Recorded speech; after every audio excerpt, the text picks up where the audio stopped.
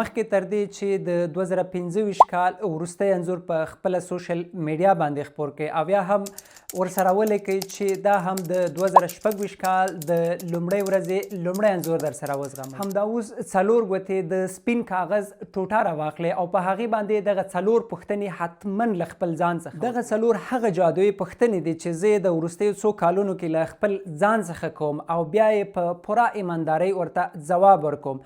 په پایله کې زما هر نوی کال په پرتله د هغه پخواني تیر کال له ډېرو خوښیو، لاسته راوړنو او له بخت او برکت ډک کال وي. لومړۍ پوښتنه: هغه درې کوم کارونه دي چې په 2025 کال کې تاسو د خپلې خوښې پلان مطابق ترسره کړي او تاسو پرې د ویاړ احساس کوئ؟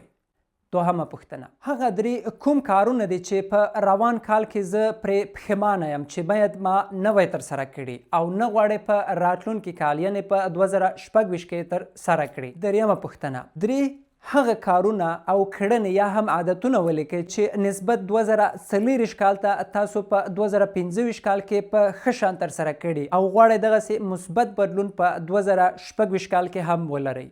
څلورمه پوښتنه: درې هغه کارونه یا موخې او اهداف ولیکئ چې په 2026 کال کې غواړئ تاسو ترسره کړئ او ګټه یې، نتیجه یې، لاسته راوړنه یې 15 او یا هم 10 کاله وروسته تاسو ترلاسه کړئ.